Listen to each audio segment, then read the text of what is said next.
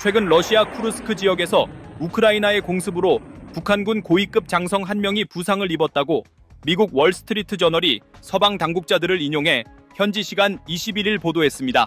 북한이 지난달 러시아의 군인과 장교들을 파병한 이후로 북한 고위 장교 사상자가 발생했다고 서방 당국자가 밝힌 것은 이번이 처음입니다. 이들 당국자는 해당 북한군 장교가 얼마나 다쳤는지와 그의 신원 등 구체적인 내용은 밝히지 않았습니다. 앞서 우크라이나 정부는 북한군 장교 최소 500여 명이 파병 군인들을 이끌고 러시아에 입국했으며 고위급 장성으로는 김영복 조선인민군 총참모부 부총참모장과 리창호 정찰총국장, 신금철 인민군 소장 등 3명이 포함됐다고 밝혔습니다. 이번에 부상한 것으로 전해진 북한군 고위 장교는 지난 20일 우크라이나군이 러시아 쿠르스크 지역에 영국제 스톰 섀도우 공대지 순항 미사일을 발사한 공격에서 다친 것으로 추정됩니다.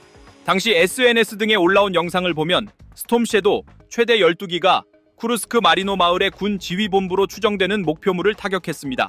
영국 언론 가디언에 따르면 우크라이나 언론은 해당 본부가 북한군과 러시아군 장교들이 사용하는 시설이라고 전했습니다. 한 러시아 블로거는 공격 당시 북한군인 여러 명이 그 본부에 있었다고 주장한 것으로 전해졌습니다. 주유엔 북한 대표부는 우크라이나군의 이번 쿠르스크 공격에 대한 논평 요청에 즉각적으로 응답하지 않았다고 월스트리트 저널은 보도했습니다. 지난달 북한군의 러시아 파병 사실이 알려지자 존 커비 미 백악관 국가안보소통보좌관은 우크라이나에서 싸우는 모든 북한군은 우크라이나군에게 공정한 게임이자 공정한 표적이라면서 공격 대상이 될 수 있다고 경고했습니다.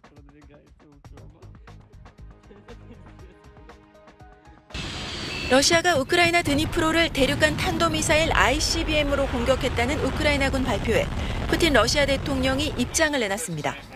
방송을 통한 대국민 깜짝 연설에 나서 우크라이나의 군사시설을 향해 신형 중거리 탄도미사일을 시험 발사했다고 밝힌 겁니다. В том числе и испытания одной из новейших российских ракетных систем средней дальности.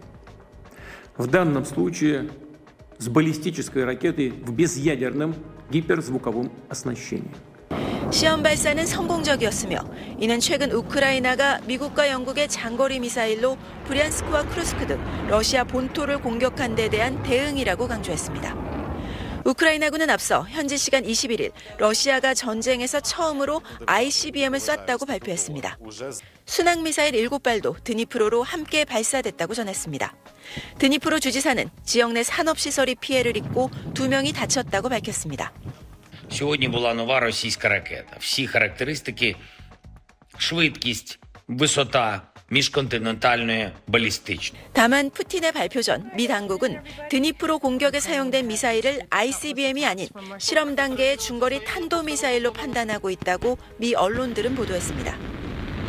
AFP 통신은 미 당국자가 러시아가 이런 역량을 이용해 우크라이나와 지원국들의 겁을 주려 할 수 있지만 이것은 전쟁에서 게임 체인저가 되지 않을 거라고 말했다고 전했습니다. 파리에서 SBS 곽상은입니다. 우크라이나가 영국에서 지원받은 공대지 순항미사일 스톰 섀도우로 러시아 본토를 처음 공격했다고 블룸버그 통신이 보도했습니다. 통신이 인용한 서방 당국자는 영국 정부가 북한군의 러시아 파병에 대한 대응으로 스톰 섀도우 사용을 승인했다고 설명했습니다. 영국 정부가 이를 분쟁 확대로 간주했다는 겁니다. 영국 일간 텔레그래프는 러시아 군사 블로거를 인용해 북한군이 파병된 러시아 크루스크 지역 마리노 마을에서 스톰 섀도우 파편이 발견됐다고 전했습니다.